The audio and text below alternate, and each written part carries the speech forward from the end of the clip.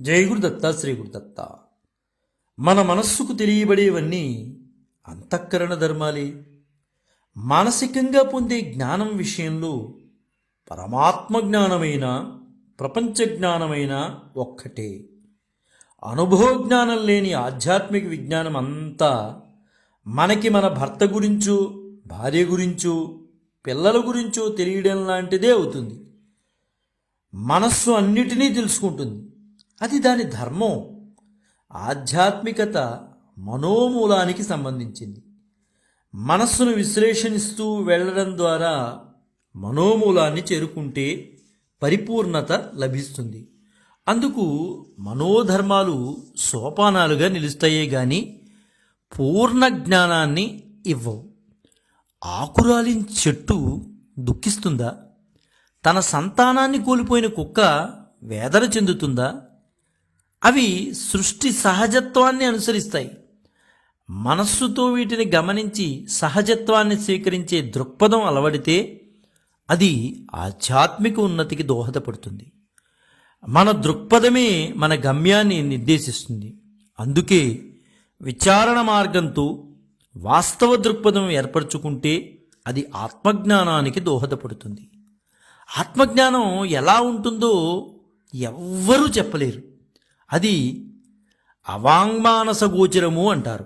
అందుకే ఎంతటి జ్ఞాని అయినా దానికి మార్గాన్ని చెప్పగలరే కానీ ఆ ఆత్మజ్ఞానం ఎలా ఉంటుందో ఎవ్వరూ చెప్పలేరు. అది ఎవరికి వారు అనుభవపూర్వకంగా తెలుసుకోవాల్సిందే. అందుకనే ఆధ్యాత్మిక బోధంతా మనస్సుని ఎలా ఉంచుకోలో చెప్తారు. అది మార్గం వంటిది. ఆధ్యాత్మిక ఫలం మనసుకు అతీతమైంది. అది మనస్సుతో తెలుసుకుని మాటలతో చెప్పేదైతే మాత్రం కాదు. అందుకే నిద్రాస్థితిలోని అనుభవం ఏమిటో మనం చెప్పలేం. అక్కడ ఏ అనుభవం లేని శాంతి ఉందని మాత్రమే చెప్పగలం. జ్ఞాని సర్వకాల సర్వావస్థల్లో ఆ విధంగానే ఉంటాడు, కానీ ఆ జ్ఞానాన్ని నేరుగా మనకి అందించలేడు. అందుకు మార్గనిర్దేశం చేయగలుగుతాడు. నిజమైన జిజ్ఞాసి ఈ మార్గదర్శకత్వమే గమ్యానికి చేరుస్తుంది. జీవితంలో మనం దాటి వచ్చిన కష్టసుఖాలని కానీ సుఖ సంతోషాలు కానీ ఏవి నిక్షిప్త జ్ఞాపకాలుగా తప్ప అనుభవాలుగా నిలిచి ఉండవు. మనం విలువనిచ్చి స్మృతిలోకి తెచ్చుకుంటే తప్ప జ్ఞాపకాలకనేవి విలువే లేదు. అవి గుర్తుకొస్తే మళ్ళీ ఆ సంతోషమో దుఃఖమో గుర్తుకు వస్తుందే కానీ ప్రత్యక్షంగా అవి అనుభవాల్ని ఇవ్వదు. జ్ఞాపకాలుగా ఉన్న సంతోష దుఃఖాలు గుర్తుకు రాని స్థితి స్వస్థితి అంటారు. ఎందుకంటే అంతఃకరణ ధర్మంలో తప్ప స్వధర్మంలో ఏ జ్ఞాపకాలు అనుభవాలు ఉండవు. అంతఃకరణ ధర్మాలకున్న పరిమితి అర్థమైతే అవి మనని ప్రభావితం చేయకుండా ఉంటాయి. కలలో ఏర్పడిన అనుభవాలు కలలో స్పందన కలిగిస్తాయే కానీ మెలకు వచ్చినప్పుడు అవి గుర్తుకొచ్చినా మనని ప్రభావితం చేయవు. ఎందుకంటే అవన్నీ కలలోనివే కానీ ఇలలోనివి కావుగా. ఆ అవగాహన వచ్చేస్తుంది మనకి.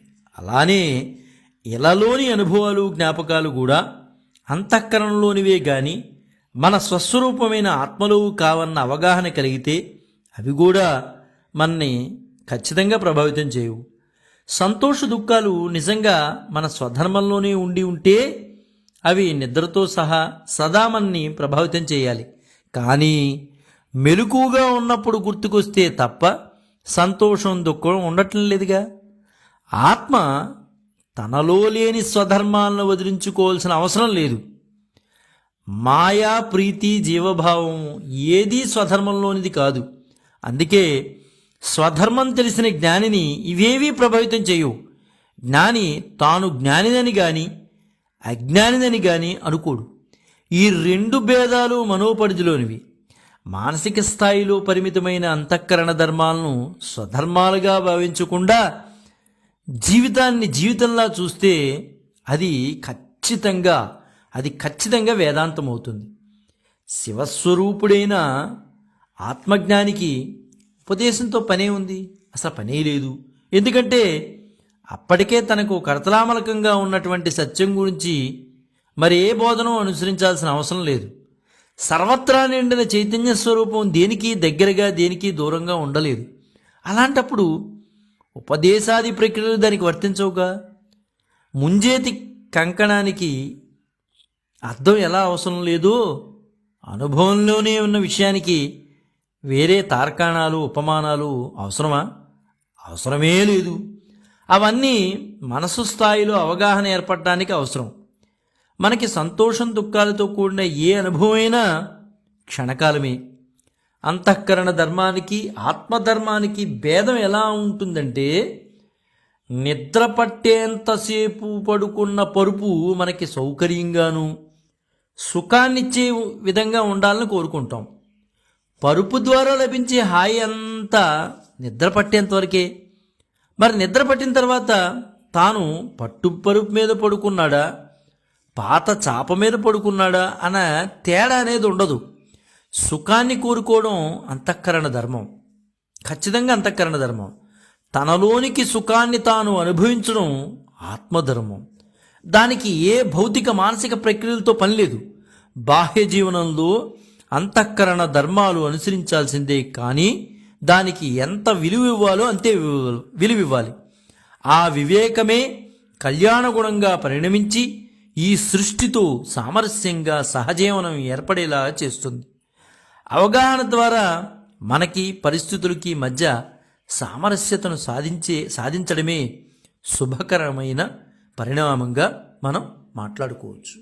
జై గురుదత్త, శ్రీ గురుదత్త.